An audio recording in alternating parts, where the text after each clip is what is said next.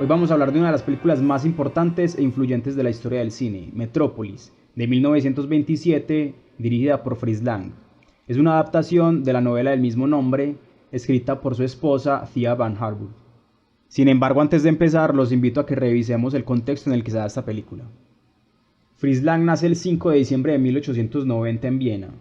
Estudia arquitectura como su padre, sin embargo, abandona la escuela por inscribirse en la Academia de Artes Escénicas de Viena. Luego de esto, realiza un viaje a través de varios países de Europa, Asia y África, donde se gana la vida pintando y dibujando. Una vez regresa a Europa, se establece en París, y es allí donde nace su interés por el cine. En la Primera Guerra Mundial, se enlista en el ejército austrohúngaro. Sin embargo, cae herido en batalla y es llevado al hospital, pero es allí donde empieza a escribir sus primeros guiones y a comercializarlos de forma anónima. Pero al ver la recepción que estos están teniendo, se motiva a iniciarse como director de cine. En 1924 realiza un viaje a Nueva York, donde queda maravillado con la ciudad, con el tamaño de los rascacielos, con las luces.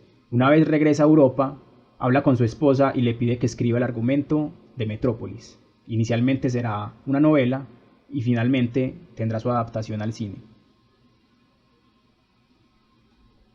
También hay que revisar lo que está pasando en el arte en ese momento, y es que el movimiento denominado expresionismo, que viene tomando fuerza desde antes de la Primera Guerra Mundial, llega al cine y tiene su mayor desarrollo entre 1919 y 1924. Este movimiento expresionista sirve para reflejar la angustia y el desequilibrio social que está viviendo la sociedad después de la Primera Guerra Mundial.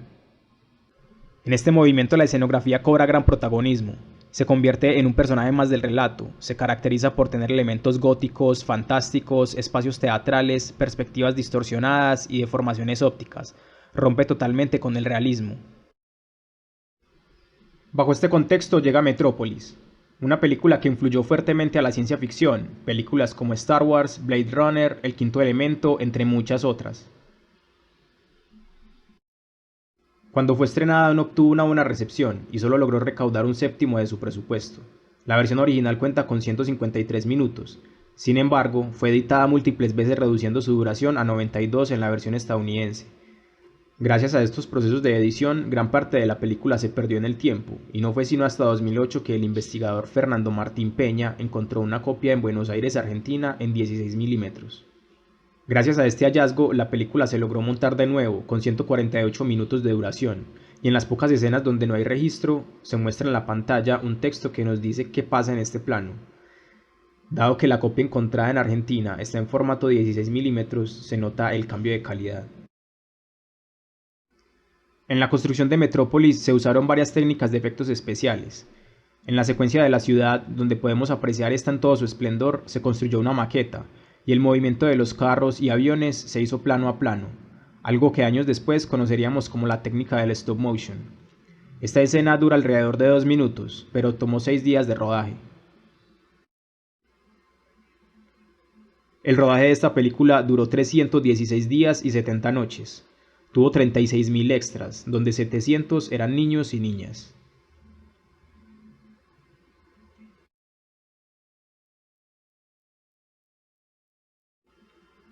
La ciudad está construida por estratos superpuestos. A ras del suelo tenemos la catedral gótica y la casa de Rothbard, de quien hablaremos más adelante. Los centros de recreo y de placer están más elevados, y por encima de todos está el lugar desde donde se controla toda la ciudad. Por debajo del suelo están las viviendas de los obreros y los lugares donde ellos trabajan. Esta división es muy interesante porque nos pone en perspectiva las jerarquías que hay en la sociedad. En la ciudad de arriba están los pensadores y en la ciudad de abajo los obreros, cabeza y manos. Un dato a remarcar es que los planos donde podemos ver la ciudad, esta está en movimiento y Lang nos muestra en pantalla los carros y los aviones, queriendo poner sobre la mesa el comparativo entre las dimensiones de los objetos. Todo esto con el ánimo de reforzar qué tan colosal es la ciudad. Aparte de la estratificación por niveles, Lang nos muestra el paso del tiempo por medio de 2 edificios importantes: la catedral, la cual representa el bien, y la casa de Rothbard, la cual representa el mal. Es necesario también comentar que las catedrales góticas en nuestro imaginario son grandes edificaciones que se alzan en punta hacia el cielo. Todo esto tiene una razón de ser dentro del arte gótico, y es la búsqueda de la divinidad. Sin embargo, en la película, esta catedral, la cual debería ser imponente, no es más que un tímido edificio tapado por los grandes rascacielos de la ciudad, y esto no es gratis. Lang en su obra usa diferentes elementos que toma de obras de arte, mitos e incluso la Biblia. Al ver esta diferencia de tamaños, y pensando en que la catedral representa el bien, pero también la religión, y teniendo en cuenta que ésta es eclipsada por los rascacielos, que son las viviendas de los intelectuales, la película nos da el mensaje de que la religión es eclipsada por el pensamiento. Por otro lado, tenemos la nueva Torre de Babel. Claramente es una referencia a la Torre de Babel de la Biblia. El relato bíblico nos cuenta que se deseaba crear una ciudad de pensadores y en esta crear una torre que se elevara al cielo, rechazando así la existencia de Dios. Algunas secciones de esta torre se usaron para adorar ídolos. La ciudad de los trabajadores es una ciudad monótona. Todas las casas son iguales, la ropa es igual, incluso la forma de caminar es igual. Los habitantes de la ciudad de los trabajadores son como robots, o más bien piezas dentro de una máquina de producción, y como piezas son perfectamente reemplazables. Solo se diferencian entre sí por el número impreso en su ropa, como las cárceles presentadas en las películas o incluso las víctimas de los campos de concentración. Y ambos contextos no se diferencian mucho.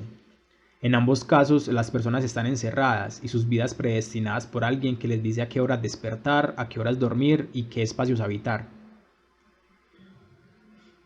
En la mitad de la ciudad se encuentra un monumento diseñado por Walter Gropius, conmemorando el asesinato de unos trabajadores en Weimar.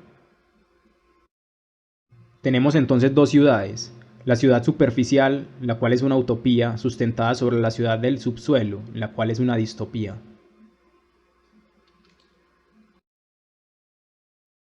En primer lugar, tenemos a Jo Fredersen, el arquitecto de la ciudad. Su hogar se encuentra ubicado en lo alto de la nueva Torre de Babel, y desde allí controla todo.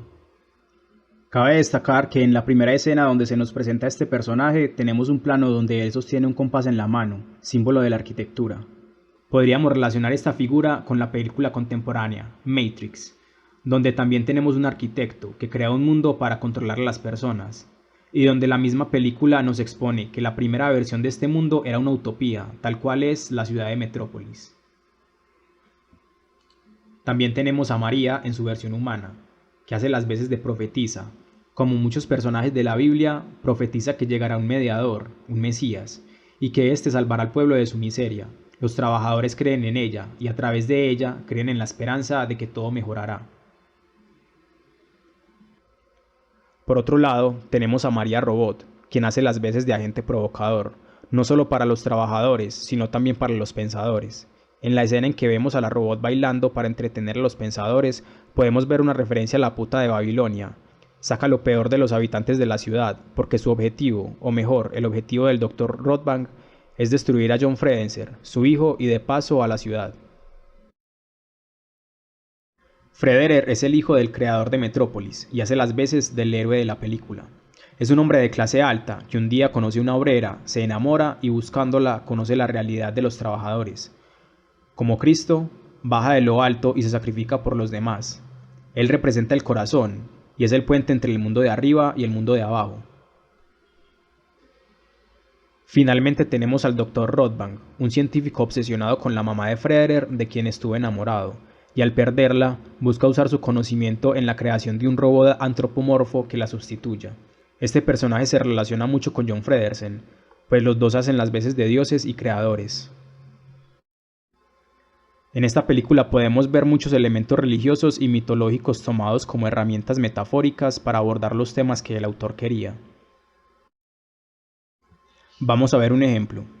Cuando Frederer baja a la ciudad, conoce la máquina corazón, la cual es la que mantiene a las dos ciudades, superior e inferior, en funcionamiento. Aquí se da una metáfora visual llena de simbolismos y que a mí me parece bastante valiosa. Una vez nos presentan la máquina corazón, rápidamente esta se convierte en un monstruo, a la que hay que ofrecerle sacrificios, y luego de esta visión volvemos a ver la máquina corazón. Esto es muy importante porque la figura que se presenta aquí no es otra que la del dios Moloch, presente en la Biblia y que tiene una riqueza histórica que no trataremos en este video, pero sí diremos que era un dios al que había que ofrecerle sacrificios. Vemos primero unos trabajadores ofreciendo a otros y luego a filas de trabajadores yendo a ofrecerse por propia voluntad. El autor aquí usa una metáfora y la figura de un dios para hablarnos que el sistema mismo, el capitalismo, necesita de estos sacrificios.